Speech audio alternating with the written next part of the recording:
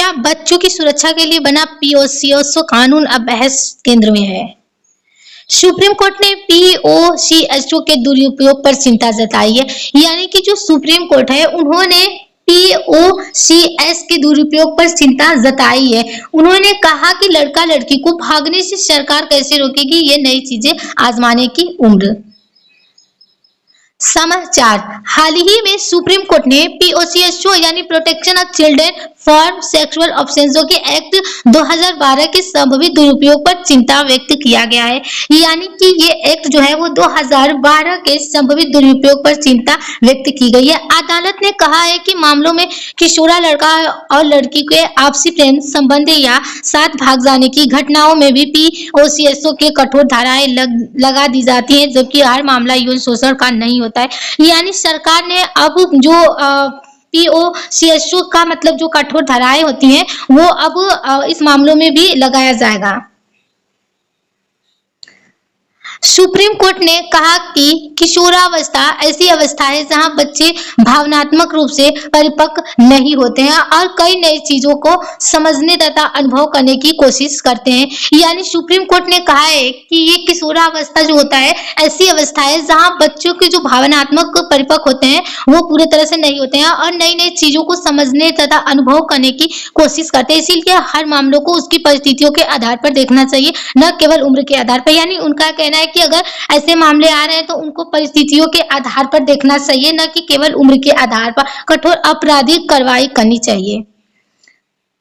POCSO अधिनियम 2012, पूरा नाम इसका है protection of children from sexual offence, जो कि एक्ट 2012 का उद्देश्य 18 वर्ष से कम आयु के बच्चों को यौन अपराध से सुरक्षा देना। यानी कि जो सरकार है वो अब 18 वर्ष से जितने भी मतलब कम उम्र के बच्चे होंगे उनके यौन अपराध के सुरक्षा देगी। बाल यौन शोषण, यौन उत्पीड़न और अश्लील सामग्री से संबंधित अपराधों पर कठोर दंड। यानी कि अगर ऐसे मामले आते हैं तो उन पर कठोर दंड किए जाएंगे। पीड़ित अनुकूल जांच और न्यायिक प्रक्रिया सुनिश्चित किया जाएगा। इससे जांच किया जाएगा और न्यायिक प्रक्रिया सुनिश्चित करना। सुप्रीम कोर्ट की चिंता क्यों? प्रेम संबंधों में भी कई बार पीओसीएसओ लगा दिया जाता है। आपसी सहमति होने पर भी कानून उम्र के कारण अपराध मान लेता है। इससे किशोरों को भविष्य प्रभावित हो सकता है। यानी कि ये जो सुप्रीम कोर्ट चिंता जता रही है, इससे जो किशोरा के मतलब अवस्था के जितने भी बच्चे होंगे उनके भविष्य प्रभावित इससे हो सकते हैं। सरकार के सामने चुनौती, बच्चों को यौन अपराधों से सुरक्षा देना, साथ ही कानून का आवश्यक या गलत उपयोग करना, बाल सुरक्षा और किशोरों के अधिकारों के बीच संतुलन बनाना। यानी बच्चों को जो यौन अपराधों से यानी सुरक्षा देना और साथ ही कानून का आवश्यक या गलत उपयोग उसको रोकना और बाल संरक्षक किशोरों के अधिकारों के बीच संतुलन बनाया जाएगा। संभवित संविधान से संबंध, अनुच्छेद 14 की बात करें तो समानता का अधिकार। अगर हम अनुच्छेद 15 की बात करें तो महिलाओं और बच्चों के लिए विशेष प्रावधान। अनुच्छेद 21 की बात करें तो जीवन एवं व्यक्तिगत स्वतंत्रता।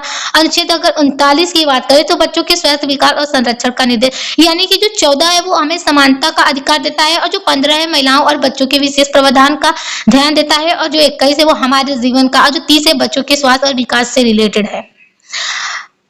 अन्य संबंधित कानून, पीओसीएसओ एक्ट जो कि 2012, यानी जो पीओसीएस जो एक्ट है इसे 2012 में लाया गया था और भारतीय न्याय संहिता बीएनएस 2023 में लाया गया था और बाल विवाह प्रतिरोध अधिनियम 2006 में लाया गया था और सूचना प्रौद्योगिकी अधिनियम 2000 ऑनलाइन बाल सुरक्षा लाया गया था।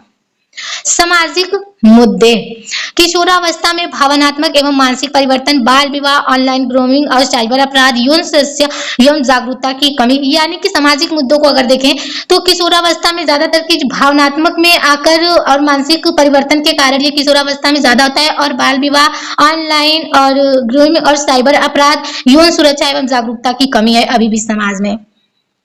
अगर हम चुनौतियों की बात करते हैं तो वास्तविक पीड़ितों को शीघ्र न्याय, कानून के दुरुपयोग पर रोक, किशोरा में कानून और लैंगिक जागरूकता, परिवार, विद्यालय और समाज की सकारात्मक भूमिका। अगर हम चुनौती की बात करते हैं तो वास्तविक में अगर देखा जाए शीघ्र न्याय से तो कानून दुरुपयोग पर रोक, यानी कि कानून का बहुत ज्यादा दुरुपयोग किया जा रहा है और किशोरा में कानूनी और लैंगिक जागरूकता की कमी पाई जा रही है और परिवार, विद्यालय, समाज में सकारात्मक भूमिका की जरूरत है।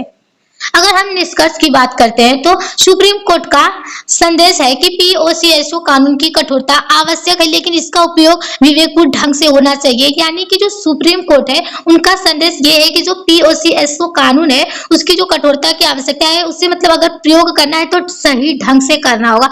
हर मामले की वास्तविक परिस्थितियों को देखकर ही न्याय सुनिश्चित किया जाना चाहिए ताकि बच्चों की सुरक्षा भी बनी रहे और निर्दोष किशोरों के साथ अन्याय भी न हो। यानी कि सभी परिस्थितियों में देख रेख करके न्याय हमें किया जाना चाहिए ताकि सभी सुरक्षित बने रहें और निर्दोष किशोरा की जो अन्याय है वो न हो।